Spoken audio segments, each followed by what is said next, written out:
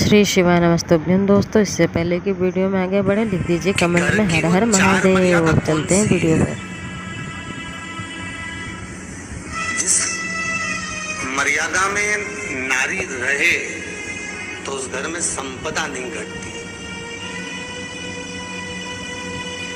उस घर की संपदा को समाप्त नहीं किया जा सकता।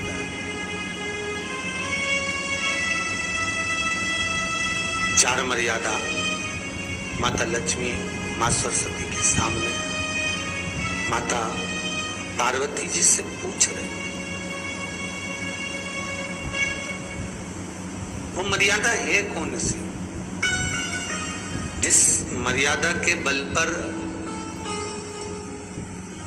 एक जो घर बसता है, घर जो बसाया जाता है, उस घर में सुख, सौभाग्य, संपदा, सत्ता, वैभव, प्रतिष्ठा, यश, कीर्ति, आरोग्यता, ये सब वहां रहे।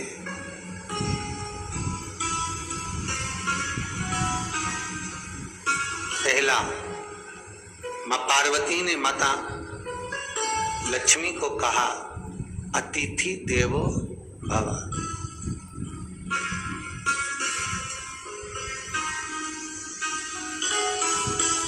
हमारे दरवाजे पर जब कोई अतिथि आए, हमारे दरवाजे पर कोई मेहमान आए, तो हम उसका आदर करें। परिवार के लोग जो आदर कर रहे हैं वो अपनी जगह पर है, भाई आदर कर रहा है वो अपनी जगह पर है, जेठ आदर कर रहा है वो अपनी जगह पर है, देवर मान सम्मान दे रहा है वो अपनी जगह पर है। पर सबसे पहला सम्मान घर की स्त्री को अतिथि का करना चाहिए।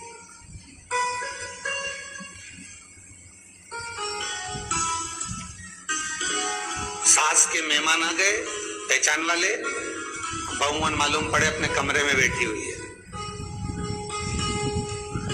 मेहमानों ने आकर पूछ लिया, क्यों बहू नहीं दिख रही? बस आ रही होगी। सास गई, रसोई घर में से पानी लाकर पिला दिया। फिर मेहमानों ने पूछा, बहू नहीं दिख रही? बस आती होगी। 2 बार सास ने गिलास भी गिरा दिया कि एक आध तो आ जाओ रही ऊपर से, पर नहीं। जब सास ने चाय रख दी और चाय रखकर सास फिर लेकर आई, तो बहुओं के मन में आया, चलो सास ने चाय बना दी है, खुशबू ऊपर आ गई है, अब चलते हैं। और बहू फिर नीचे आई। जो मौसी आई थी, काकी आई थी, बुआ आई थी, चाची आई थी, उनको प्रणाम करा और अंदर जाकर चाय जो बनी थी उसको पिया।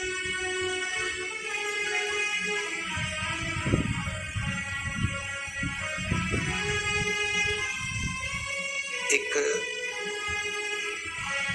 गरुड़ पुराण में लिखा है, 94 तरह के नरक में एक नरक है जो दरवाजे पर आए हुए अतिथि का सम्मान नहीं करता,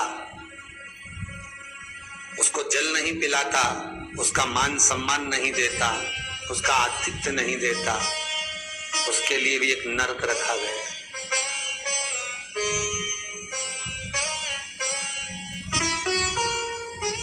हजारों नरकों में एक नरक वो भी है जिसका हमने आतिथ्य ना करा हो। मेरा बहुओं से निवेदन है, सास के रिश्तेदार आए तो आप उनका भी आदर करिए, और आपके रिश्तेदार आए तो आप उनका भी आदर करिए। जेठानी के रिश्तेदार आए तो आप उनका भी आदर करिए, और देवरानी के रिश्तेदार आए तो आप उनका भी आदर करिए। आप किसी न किसी रूप में जो अतिथि आया है वो न जेठ का है, न देवर का है, न वो सास का है, अतिथि घर का है, किसी एक व्यक्ति का अतिथि नहीं है।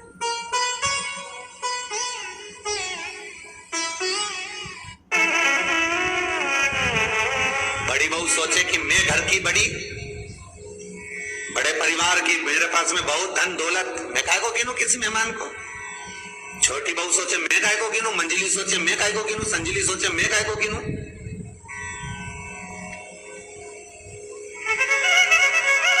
तुम्हारे माँ बाप आए, सास सास अगर तुम्हारे पिता से, तुम्हारी माता से बात ना करे, देवरानी बात ना करे, जेठानी बात ना करे, तो तुम्हें कैसा लगेगा कि तुम्हारे माँ बाप आए और किसी ने सम्मान नहीं करा। उसी तरह सास के रिश्तेदार आए, तुम सम्मान नहीं करोगी तो उसको कैसा लगेगा। फिर तुम्हारे घर के आए, वो सम्मान ना करे तो तुम्हें कैसा लगेगा। आतिथ्य घर में कोई भी आए वो सबके लिए। दूसरा क्रम बताए, घर के दरवाजे पर जो तुलसी का पौधा होता है,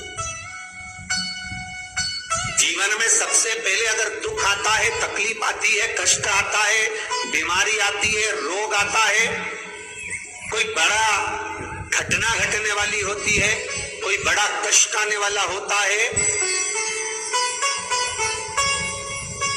तो लक्ष्मी जी से माता पार्वती कह रही है, घर में जो तुलसी का पौधा होता है सबसे पहले घात उसी पर होती है। तुलसी का पौधा सूख जाता है, समाप्त हो जाता,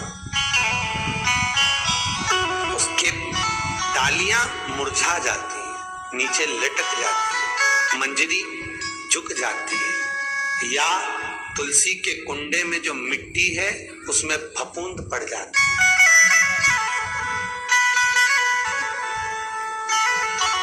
कितना सुंदर बात कही है महाराज। तुलसी के क्यारे में, पद्म पुराण, तुलसी के क्यारे में जो हम जल डालते हैं, वो जल हमने जब डाला और वो जल अगर नीचे गिर रहा है, उसका भी दोष वर्णन है महाराज, उसका भी दोष हमारे शास्त्रों में वर्णित किया गया। तुलसी के क्यारे में अगर जल डाल रहे हैं और वो जल जमीन पर बह रहा है, गिर रहा है, उसका भी दोष है। तुलसी के क्यारे में उतना ही जल दिया जाए जितनी मट्टी सोख ले, 2-4 8 बूंद पानी गिरे चल जाएगा। तुलसी के क्यारे में छिद्र रहता है, बूंद बूंद पानी टपक जाए वो चल जाएगा। पर तुमने तुलसी के क्यारे में जो जल भरा, लोटा भर भर के डाल दिया, और ऊपर से जो जल कुंडा भरा कर उलीच में से, अर्थात भराने के बाद जो नीचे गिर रहा है, वो दोषपूर्ण है महाराज, उसकी दोष था।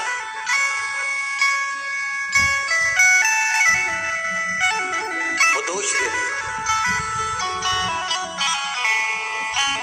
तो लक्ष्मी से माता पार्वती जी कह रही हैं कि दूसरा क्रम है घर में वैभव, लक्ष्मी, संपदा, प्रतिष्ठा, यश, आरोग्य को पाने के लिए तुलसी के क्यारे की आराधना, तुलसी के कुंड को नमन करना। तीसरा क्रम कहा, घर में चाहे नल लगा हो, चाहे आरओ का प्लांट लगाओ, पानी का, घर में छोटा छोटा आरओ पॉइंट लगा लेता है, फिर भी घर के अंदर रसोई घर में एक छोटा सा मटका, मटका नहीं तो हंडा, हंडा नहीं तो बाल्टी, बाल्टी नहीं तो कलसा, पानी का भरा हुआ जो नारी रखती है, दूसरे दिन उस पानी को बाहर ढोल कर फिर वापस धोकर भर लेती है। मटका रोज धुलता है, हंडा रोज धुलता है, प्रतिदिन का। जितना जल उस पात्र में रहता है, भरता है, ऐसे ही घर में संपदा बढ़ती। 3 क्रम बढ़ती। चौथा, नारी के मस्तक पर जो चीर होता है, ये पूर्वज इसी चीर से कथा प्रारंभ हुई थी और वहीं पर पहुंच गई। लक्ष्मी पार्वती के संवाद पर चल रही है महाराज। मस्तक पर जो चीर होता है, मस्तक पर जो वस्त्र होता है, वो वस्त्र पूर्वजों का, पितरों का, कुल देवी देवताओं का आशीर्वाद।